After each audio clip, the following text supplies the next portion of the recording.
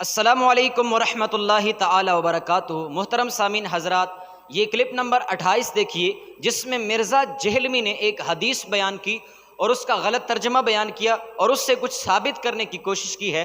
آئیے آپ کو دکھا دیکھیں، صحیح مسلم میں اوپر تلے 3-4 احادیث ہیں کہ نبی الاسلام چند لوگوں کے پاس سے گزرے جو کھجور کی نر اور مادہ کے اعتبار سے پیوند کاری کر رہے تھے۔ نبی الاسلام نے ان سے فرمایا کہ ایسا کیوں کرتے ہو؟ انہوں نے کہا کہ اس کی وجہ سے ہماری جو فصل ہے وہ زیادہ ہوتی ہے، کھجور زیادہ پھل لگتا ہے اس درخت کو۔ آپ نے فرمایا کہ اگر ایسا نہ کرو تو کیا ہے؟ بس حضور تو اتنا فرما کے چلے گئے، انہوں نے اسے آرڈر سمجھ لیا، انہوں نے اس سال وہ کام نہیں کیا اور ان کی فصل کم ہو گئی۔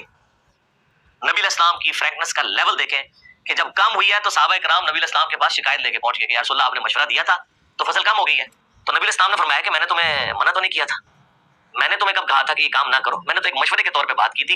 انتم اعلم بامر دنیاکم، تم اپنے دنیا کے کاموں کو مجھ سے بہتر سمجھتے ہو، تو تم اپنے کاموں کو مجھ سے بہتر سمجھتے ہو۔ یہ اکثر لوگ پوچھتے ہیں نا جی نبی الاسلام نے ایٹم بم کا طریقہ کیوں نہیں بتایا؟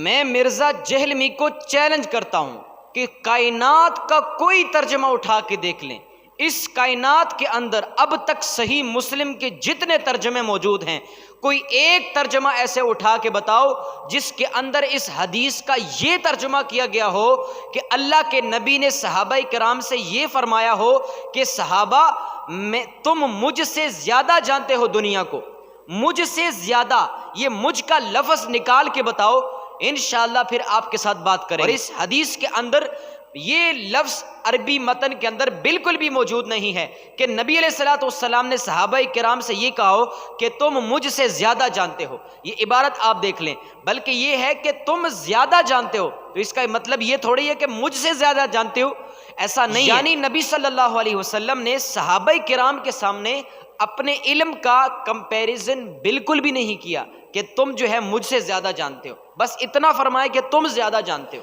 اگلی بات جو اس حدیث سے یہ ثابت کرنا چاہتا ہے، کہتا ہے کہ لوگ کہتے ہیں کہ نبی علیہ الصلوۃ والسلام نے ایٹم بم کیوں نہیں بنایا؟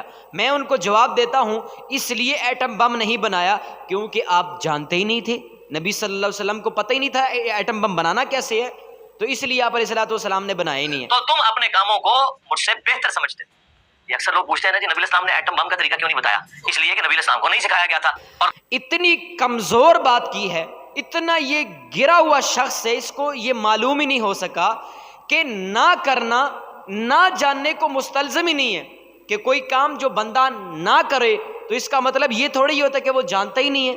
مثال کے طور پر ایک آدمی بائک چلانا جانتا ہے لیکن وہ چلاتا نہیں، تیسری طرف جو ہے مرزا جہلمی جیسا بندہ اٹھ کے یہ کہنا شروع کر دے یہ بندہ چونکہ بائک چلا نہیں رہا لہٰذا یہ بائک چلانا جانتا بھی نہیں ہے، تو یہ بے وقوفوں والی بات ہے کہ نہ کرنا نہ جاننے کو مستلزم ہے، یہ اس نے اپنی طرف سے قانون بنا لیا۔ اور میں کہتا ہوں کہ اگر یہی بات ہے کہ نہ کرنا نہ جاننے کو مستلزم ہے تو بات کرتے ہیں خدا تعالیٰ کی، بات کرتے ہیں اس رب العالمین کی جو کہ ازل سے جانتا ہے کہ ایٹم بم کیسے بنانا ہے، کس کو اس کا علم دینا ہے۔ تو بتائیے اللہ تعالیٰ نے غزوہ احد کے موقع پر ایٹم بم کیوں نہیں بنایا؟ اللہ تعالیٰ نے غزوہ حنین کے موقع پر ایٹم بم کیوں نہیں بنایا؟ رب کائنات نے غزوہ خندق کے موقع پر ایٹم بم کیوں نہیں بنایا؟ اور سب سے بڑی بات، واقعہ فیل جو اس سے پہلے ہوا ہے اس کے موقع پر ایٹم بم کیوں نہیں بنایا؟ یہ یقیناً اس کا جواب یہی آئے گا کہ یہ اللہ تعالیٰ کی رضا ہے، مشیت ہے، اس میں کثیر حکمتیں ہیں جو کچھ لوگ نہیں جانتے، اللہ تعالیٰ ہی بہتر جانتا ہے۔ اور یہ اس پر اعتراض کرنا کہ نبی علیہ الصلوۃ والسلام نے ایٹم بم نہیں بنایا تو لہٰذا وہ کس لیے کہ وہ جانتے نہیں تھے، یہ تو اللہ تعالیٰ پر اعتراض آئے گا کئی چیزوں میں۔ اور کئی چیزیں ایسی ہیں کہ نبی علیہ الصلوۃ والسلام نے اپنے زمانے میں نہیں کی، اپنے دور میں اس کو سر انجام نہیں دیا، اس کا کیا مطلب؟ نبی علیہ الصلوۃ والسلام نے وہ کام جو ہے ان کا علم ہی نہیں تھا۔ نبی علیہ الصلوۃ والسلام کی تو شان یہ ہے وَعَلَّمَكَ مَا لَمْ تَكُنْ تَعْلَمْ وَكَانَ فَضْلُ اللَّهِ عَلَيْكَ عَظِيمًا۔ دوسری طرف قرآن کہتا ہے مَا فَرَّطْنَا فِي الْكِتَابِ مِنْ شَيْءٍ، اور پھر فرماتا ہے وَنَزَّلْنَا عَلَيْكَ تِبْيَانًا لِكُلِّ شَيْءٍ، اور پھر آخر میں فرماتا ہے الرحمن علم القرآن، قرآن سکھایا سارا اپنے نبی کو۔ قرآن میں کیا ہے؟ ہر شے کا بیان ہے قرآن میں، ولا رطب ولا یابس الا فی کتاب مبین. تو ہر شے کا علم قیامت تک جو کچھ ہونے والا ہے سب ہمارے نبی علیہ الصلوۃ والسلام جانتے. نہیں کیا تو اس کا مطلب یہ نہیں ہے کہ وہ جانتے ہی نہیں تھے. مرزا جیلمی کی اس کمزور ترین بات سے یہ بات سامنے آئی کہ مرزا جیلمی کو بالفعل اور بالقوہ جیسی عظیم ٹرمنالوجی کا پتہ ہی نہیں ہے. کہ ایک ہوتا ہے بالقوہ، بندہ کر سکتا ہے لیکن کر نہیں رہا. ایک ہے بالفعل، بندہ ساتھ کر بھی رہا ہو، اس بالفعل اس وقت وہ کام کر بھی سر انجام بھی دے رہا ہو، جس کو کہتے ہیں بالفعل. تو اس کو یہ دونوں اصطلاحیں ٹرمنالوجی جو ہے یہ پتہ ہی نہیں ہے. ظاہر سی بات ہے کہ یہ جو علمی گفتگو ہے یہ تو آتی ہے مدارس کے ساتھ الفت رکھنے کے ساتھ، مدارس میں پڑھنے کے ساتھ، مدارس میں علماء کرام کے ساتھ بیٹھنے کے ساتھ. اور جو بندہ مدارس کا دشمن ہو، مدارس کا باغی ہو، مودودیت کو پڑھنے والا ہو، ان کی ایک کتاب پڑھ کر صحابہ کرام کی عدالت پر اور انبیاء کی عصمت پر حملہ کرنے والا ہو، منکر حدیث جاوید احمد غامدی کو جس نے اپنا استاد بنایا ہو، تو ان کے ساتھ یہ علم نہیں آتا. یہ علم تو آتا ہے امام احمد رضا جیسے علماء کی صحبت میں بیٹھنے اور ان کی کتابیں پڑھنے سے آتا ہے. تو لہٰذا مرزا جیلمی سے گزارش یہ ہے کہ یہ جو غار تم نے بنایا ہوا ہے، جو زہر بنا کر جو ہے اس غار میں تم بیٹھ جاتے ہو، چند لوگوں کو سنانے لگ جاتے ہو اور پھر بھاگ جاتے ہو، جب کوئی بات کرنے کے لیے آتا ہے تو ایسے محسوس ہوتا ہے کہ مرزا جیلمی نامی بندہ اس جہلم کے اندر کبھی تھا بھی یا نہیں. تو لہٰذا جو بھی بات کرنی ہے پورے اعتماد کے ساتھ پہلے اس کو پڑھو، پھر امت کے سامنے اپنا پوائنٹ آف ویو رکھو اور سامنے بات کرنے کے لیے تیار بھی رہو. ایسا نہیں ہے کہ بس بات کر دی اور بھاگ گیا اور بولا ٹائم قیامت تک ہے. ٹائم قیامت تک نہیں، قیامت سے پہلے ہم نے قیامت نازل کر دی ہے.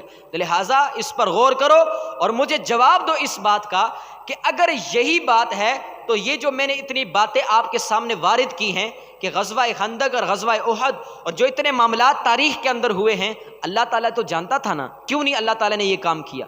یہ ساری باتیں مشیت کے تحت ہوتی ہیں، رضا کے تحت ہوتی ہیں، جب اللہ تعالیٰ چاہے کرے، جب چاہے نہ کرے. اور پھر یہ کہتا ہے کہ جو سائنس قرآن ہے، قرآن سائنس کی کتاب ہی نہیں ہے، یہ تو صرف ہدایت کی کتاب ہے. سائنس کا کیا تعلق؟ سائنس میں تو قرآن میں کوئی ایسی باتیں ہے ہی نہیں ہے. ہاں قرآن سائنٹیفک فیکٹس کے ساتھ ڈیل کرتا ہے لیکن قرآن سائنس کی کتاب نہیں ہے، یہ سائنس کی کتاب ہے. میں صرف آئنسٹائن کا ایک جملہ ریپیٹ کر کے اس کو کچھ شرم دلانا چاہتا ہوں کہ یار کچھ شرم کرو.